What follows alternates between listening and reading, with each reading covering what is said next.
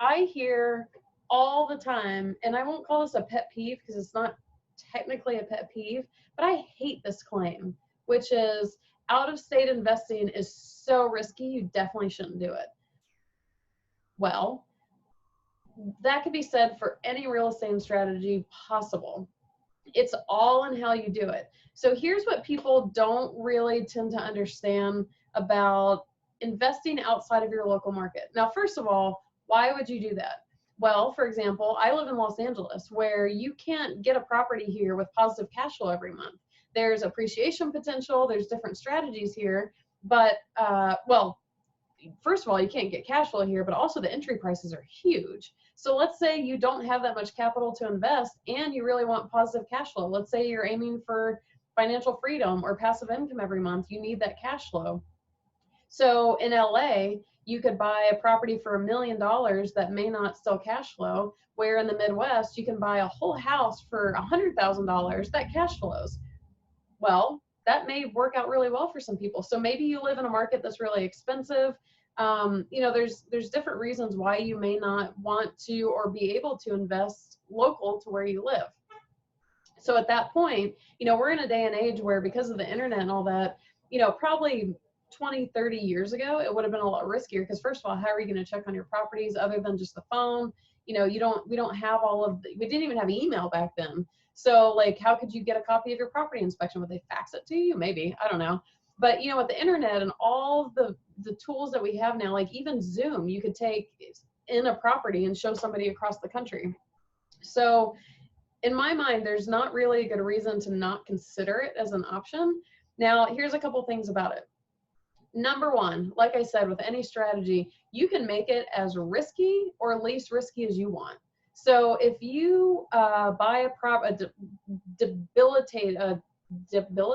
dilapidated, is that the word? I don't know, some big word, a really distressed property 2,000 miles away from you, and you don't have rehabbing skills or you don't have experience in this kind of strategy, that's risky. For sure. Because if you're not there and you're just naively relying on people to get this job done for you, huge risk. Absolutely. Don't do it. That's crazy town. But there are other ends of the risk spectrum where there are ways to do out of state in a way that's just not as risky. And we'll kind of talk about those. But, you know, the thing to really understand, and I think this is such a big point, not only just for investing locally versus out of state, but in business, in entrepreneurship, even in personal relationships, whatever it is, there's a different skill set required for, in this case, out of state investing, which is, if you're not planning to be there, like I'm working in California, I can't go out to my property all the time, you become incredibly, well, fully dependent on the team that's working on that property for you. Now, here's the distinction. So let's say I buy the property next to me in LA, I'm the landlord, and I'm doing all the work on the property or whatever. Well, in that case, I am personally managing the technical aspects of that investment. So whether it's fixing toilets, taking tenant repair calls, screening tenants, placing tenants, managing contractors, you know, I am doing the technical components of that investment and of that investment property. If I'm now shifting out of state and I have people doing the work for me, my shift is I'm now no longer managing the technical aspect. I am managing the people. So this is like Robert Kiyosaki, one of my favorite references. Robert Kiyosaki talks about working in your business versus on your business. This is very similar. So like this would be, instead of you being the employee doing all of the work for the property, you're now the manager of the employees working the property. And do you see the distinction? In one case, you're managing technical stuff like physical, swinging hammers, screening tenants, whatever. In the other scenario, you're managing people. That's your only job. Those people are the ones doing the technical stuff for you. So I feel like when people say that out-of-state investing is so risky, either A, they're talking about that scenario, which really is crazy town, that you're going to go into some advanced rehab from afar and you have no idea what you're doing. 100%, super risky.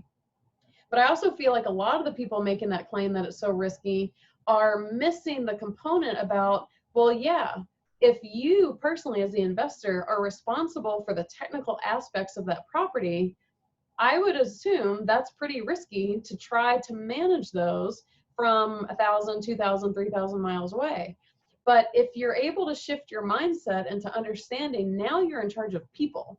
So what's it going to take for me to ensure that these people are taking care of my property and my investment, which is mostly the technical aspects.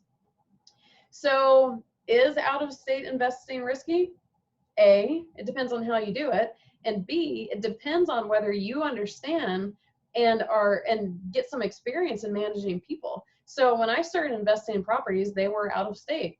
And I worked pretty well with all the property managers and everybody, but over the years, I've had to even tweak for myself, understanding what it takes to ensure that those people continue to perform, or more specifically in the case that if they stop performing, I need to make a change. I can't keep them on my investment because my investment is completely dependent on them. And if they're not doing their job, I got to move on. And my biggest fault personally is I don't move on fast enough because, first of all, I'm super gullible. So I feel like, oh, sorry, I have lots going on. Sorry, I didn't communicate with you at all. It'll get better, I promise. I believe you. And that has hosed me so many times. And it's not to say you should just jump ship every time there's a challenge, but I usually let it go on too long. So anyways, it's understanding your role at that point of managing that team. And that's where your skill set needs to develop. It needs to develop in managing people versus the technical stuff. So this is this is outsourcing. So if you run your own business or your own company, this is literally the difference between you doing the work yourself versus you hiring people to do the work. And so then you shift into that management role.